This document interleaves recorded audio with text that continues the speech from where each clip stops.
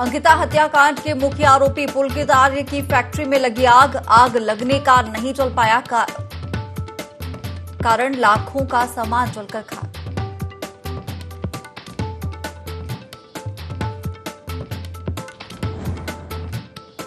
राजधानी देहरादून में हुई मैराथन की शुरुआत। सीएम ने की शुरुआत। राष्ट्र को नशा मुक्त बनाने पर दिया जा रहा जोर।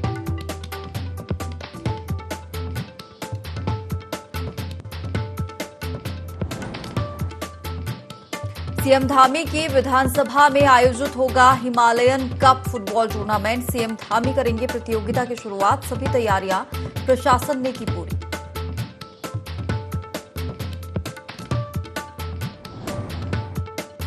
चंपावत डीएम की पहल आई सामने। भांग की खेती की जा रही है नष्ट। लोगों को किया जा रहा है मत्स्य पालन के लिए जागरूक।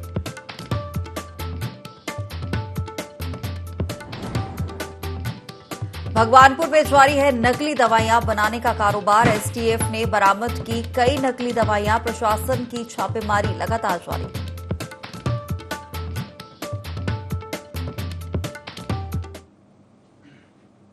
नमस्कार, बहुत स्वागत है आपका देवभूमि लाइव के इस खास बुलेटिन में। मैं हूं आपके साथ हिमांशा मेहता। बुलेटिन की शुरुआत करेंगे खबरों के साथ।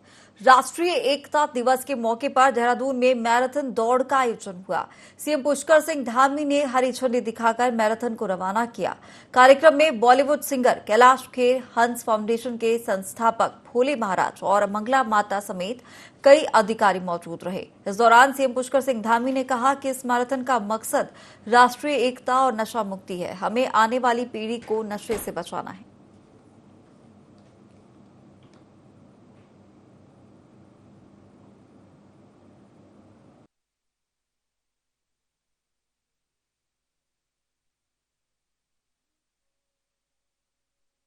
माथे पे कुर्बान जिते हमको माथे पे। मैं आज से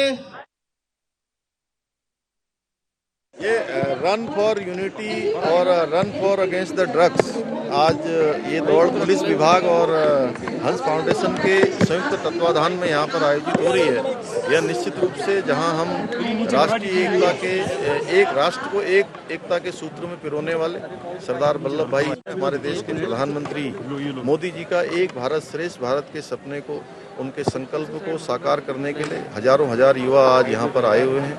इसके साथ साथ इतनी बड़ी संख्या में युवा हमारे उत्तराखंड के अंदर, जो हम लोगों ने ड्रग्स फ्री उत्तराखंड का जो अभियान लिया है 2025 तक ड्रग्स फ्री का जो हमारा एक संकल्प है, वह भी आज युवाओं की इस मैराथन के कारण से अधिक जागरूकता फैलाने का काम करेगा और हम अपने लक्ष्य में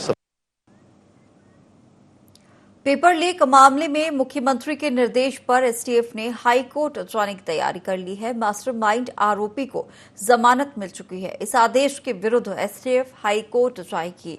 वहीं आरोपी योगेंद्र सिंह को गिरफ्तार किया गया है। लगातार पेपर लीक मामले में आरोपियों की गिरफ्तारी की जा रही है।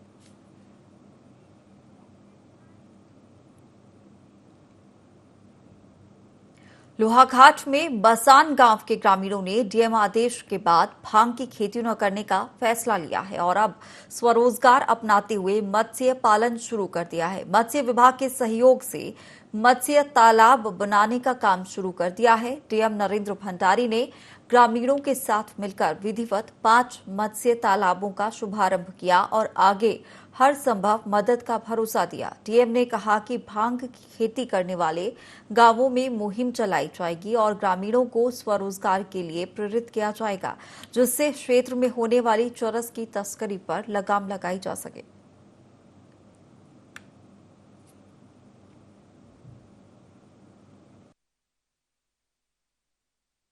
इसमें ये पहले हमने इसमें भांग की जो खेती लगातार जो हो रही थी उसको हमने नष्ट भी किया था, तो यही बात उठ के आई थी कि आखिर इनको वैकल्पिक रोजगार कुछ देना होगा। इसमें मैं जिला प्रशासन का भी धन्यवाद दूंगा कि उन्होंने एक अच्छी पहल की है। इसमें पुलिस प्रशासन और जो विशेषकर जो मत्स्य विभाग है उसने हमने सबने मिलकर आज एक शुरुआत की जिसमें गांव में लगभग जो 5 तालाब है वो खोदे जा रहे हैं। इसके शुरुआत की गई है जिसमें मत्स्य पालन किया जाएगा ताकि जो लोग ये भांग की खेती या दूसरे जो गलत अवैध धंधों में लगे थे तो उनको एक वैकल्पिक रोजगार मिल सके और वो सही दिशा में आ सके। ग्राम बसान में जो हमारी नशा मुक्ति अभियान में मीटिंग हुई थी तो पूरे जनपद में जहाँ जहाँ ऐसी खेती होती है भांग की तो उसको हमको वहाँ पे स्वरोजगार दिया जाना है और उसको हटाया जाना है। तो यहाँ पे जैसे यहाँ पे पानी पास में है, गौरी नदी है, तो इसके पानी लेकर यहाँ पे तालाब हम 5 बना रहे हैं और इसको देखा देखी आज धीरे धीरे इसमें 50-60 तालाब बनेंगे। पूरे जनपद में हमको 450 से ऊपर तालाब बनाने हैं। तो नशे से दूर करके स्वरोजगार की तरफ हमारे जो गाँववासी हैं, हमारे जो भाई बहन हैं, उनको ले जाना है। तो इसमें सीडीओ साहब और एसपी साहब सब हम लोग एक टीम की तरह इसमें काम करते हैं।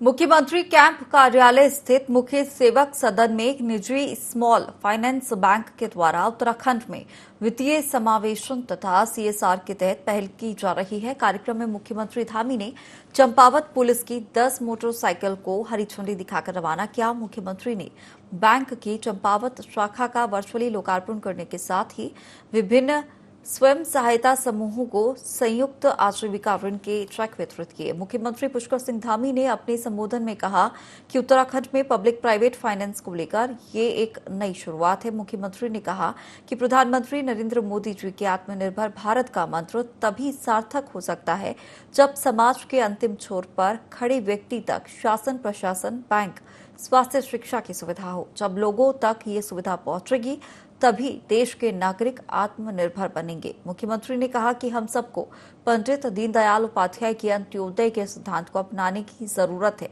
उन्होंने कहा कि प्रदेश में वित्तीय संसाधन और उनके लिए किए जाने वाले प्रयास उत्साहजनक हैं। उन्होंने कहा कि समाज में कई ऐसे लोग भी हैं जो बुनियादी स्तर पर काम कर रहे हैं।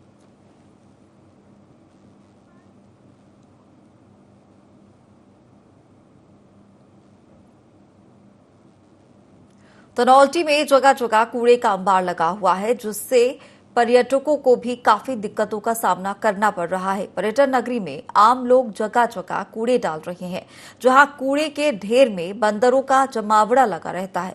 स्थानीय व्यापार मंडल ने जिला पंचायत और पर्यटन विभाग से कूड़ा निस्तारण की मांग की है।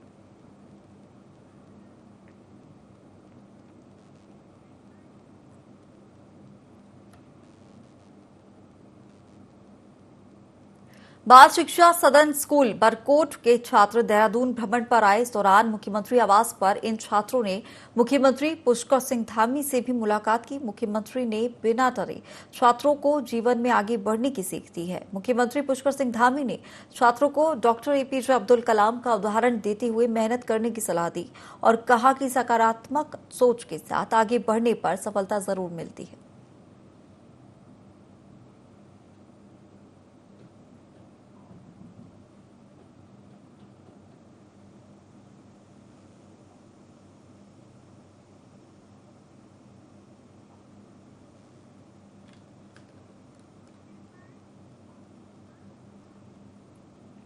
अंकिता भंडारी हत्याकांड के आरोपी पुलकित आर्य की गंगा भोगपुर स्थित एक आंवला कैंडी फैक्ट्री में अचानक आग लग गई। मौके पर पुलिस और दमकल की गाड़ियां पहुंची और आग पर काबू पाया। फिलहाल आग लगने के कारणों का पता लगाया जा रहा है। आग लगने से लाखों का सामान जलकर खाक हो गया है।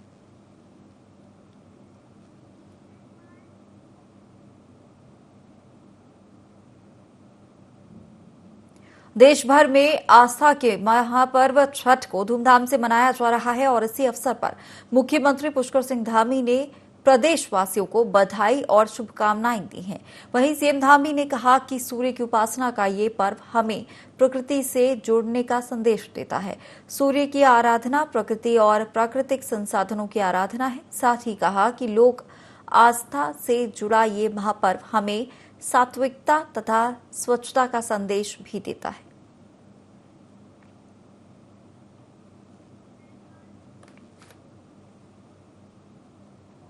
देहरादून में स्मार्ट सिटी का काम तेजी से चल रहा है। वहीं मुख्यमंत्री पुष्कर सिंह धामी ने कहा कि अब देहरादून की सड़कों को भी स्मार्ट बनाया जाएगा। बता दें कि स्मार्ट सिटी के कामों की मॉनिटरिंग सीएम पुष्कर सिंह धामी खुद कर रहे हैं। उन्होंने कहा कि देहरादून को स्मार्ट बनाए जाने में कोई कोर कसर नहीं छोड़ी जाएगी।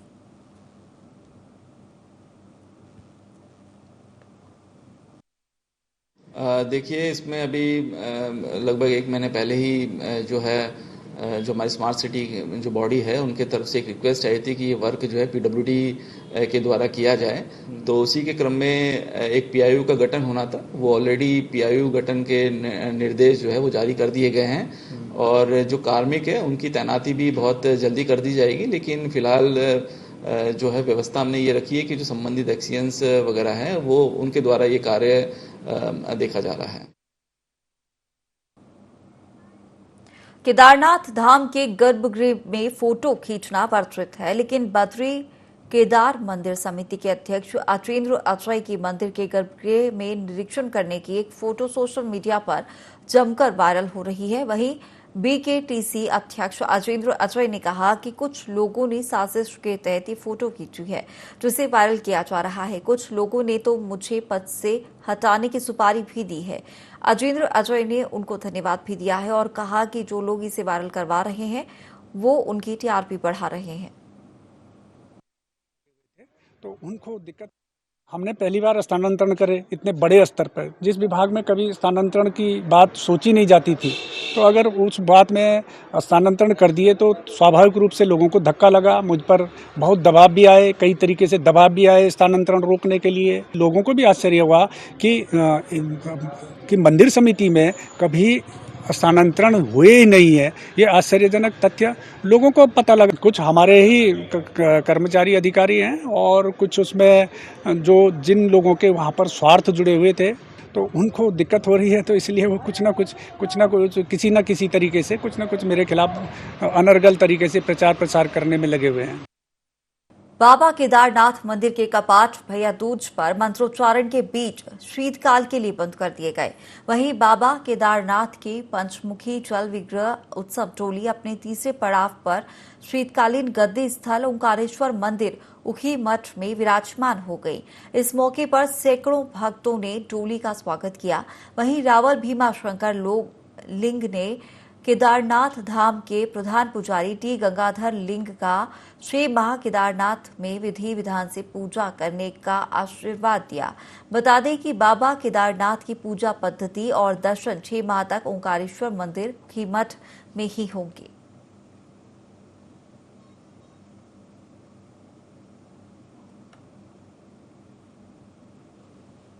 साल के अभी तक युग युग से यात्रा में तो बहुत संख्या कम आए थे। सबको रिकॉर्ड तोड़ करके इस साल तो सारा देश हर घर में हम अनेक स्टेटों में हमने घूमे हैं। 6 महीने में घर में करके हमको केदार जाना है। उत्तराखंड विधानसभा की अध्यक्ष रितु खनूड़ी तीसरे दिन मुख्य अतिथि बतौर मेहल चौरी में आयोजित लोक सांस्कृतिक और कृषि विकास मेले पर पहुंची। इस मौके पर उन्होंने कहा कि मेले हमारी सांस्कृतिक धरोहर हैं, जो हमारी परंपराओं को आगे बढ़ाने का काम करते हैं। कृषि में कैश क्रॉप के माध्यम से किसानों को अच्छा फायदा मिल सकता है।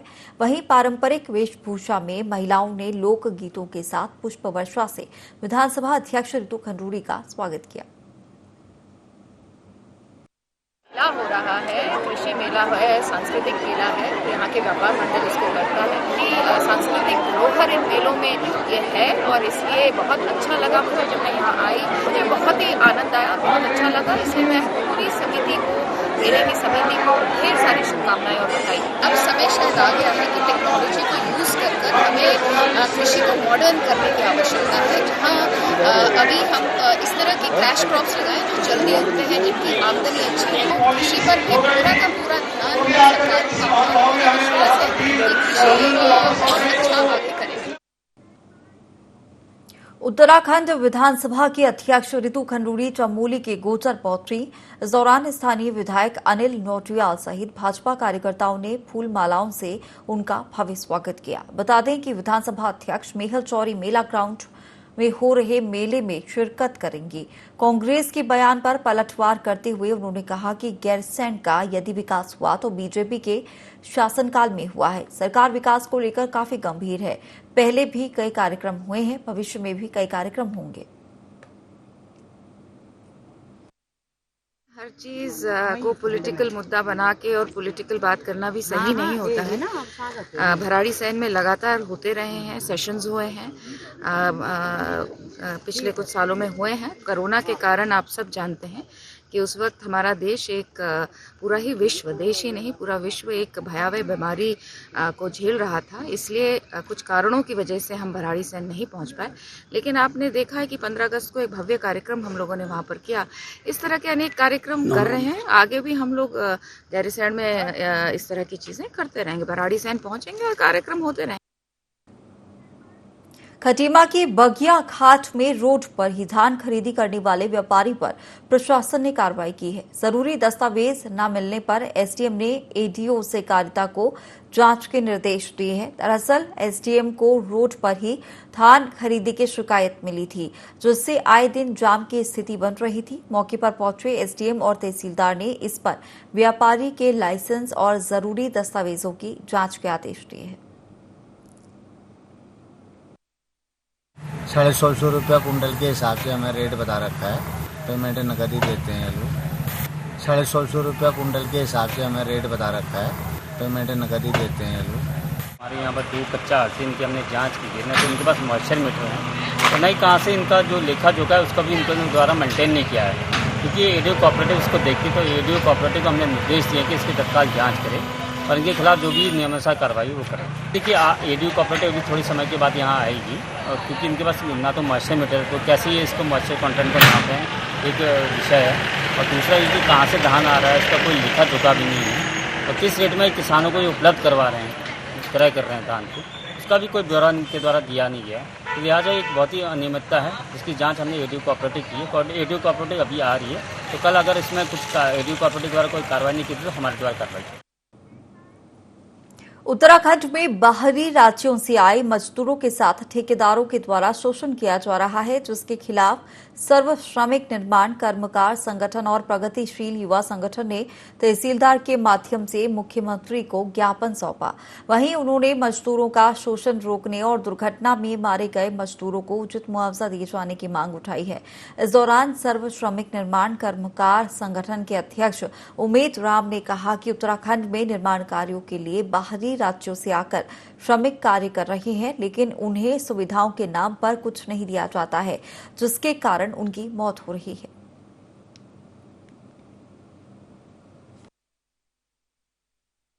मुख्यमंत्री जी को ज्ञापन भेजा है और कुमाऊं कमिश्नर और एसएसपी बागेश्वर और श्रम आयुक्त हल्दानी, जो सरयू पुल में काम कराया जाता है, पेंटिंग करते वक्त जो है 2 मजदूरों का पांव फिसलने से मौत हो गई और अभी तक उनको कोई मुआवजा देने का कोई वो नहीं लिया गया।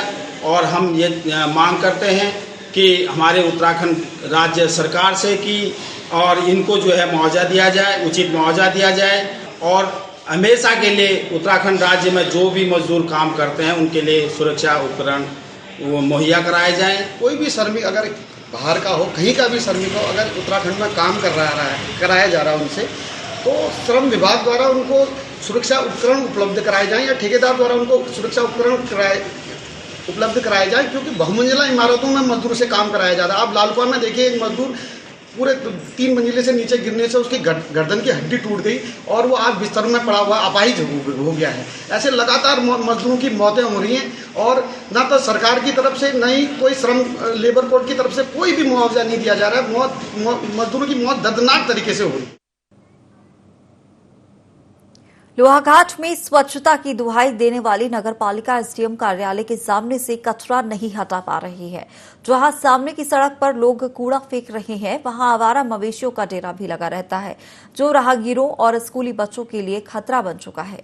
कई स्कूली बच्चों और महिलाओं को कुत्ते और मवेशी घायल कर चुके हैं। इस पर अब क्षेत्रवासियों ने नगरपालिका और प्रशासन से कूड़ा फेंकने वालों पर कड़ी कार्रवाई की मांग की है। नगरपालिका अध्यक्ष ने इस पर नाराजगी भी जताई और जल्द पहचान कर ऐसे लोगों पर चालानी कार्रवाई की बात कही है और सभी से इधर उधर कूड़ा न फेंकने की अपील भी की है।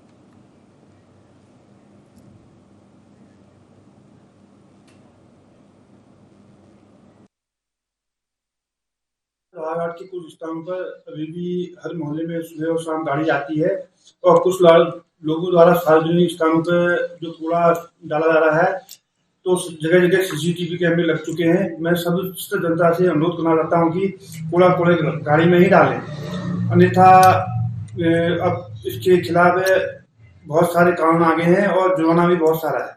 वहाँ भी सीसीटीवी कैमरे लग चुके हैं, उनकी फुटेज मांग करके लोगों की पहचान की जाएगी और पहचान करने के बाद उनको नोटिस दिया जाएगा। नोटिस के साथ साथ ही चालानी कार्रवाई भी अमल में लाई जाएगी।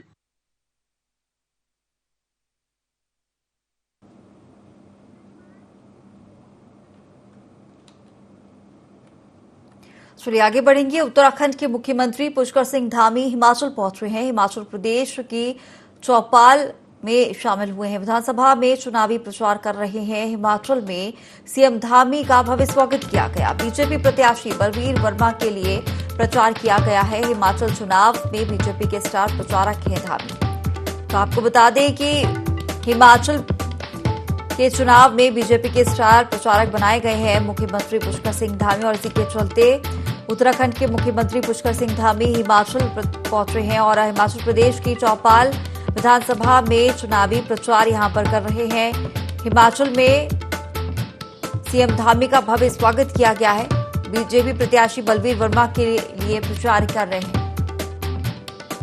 चलिए ज्यादा जानकारी के लिए हमारे साथ प्रिंसिपल करस्पॉन्डेंट कैलाश बिष्ट जुड़ गए हैं। कैलाश, उत्तराखंड के मुख्यमंत्री पुष्कर सिंह धामी हिमाचल पहुंचे हैं। यहां पर बीजेपी प्रत्याशी के लिए प्रचार यहां पर कर रहे हैं।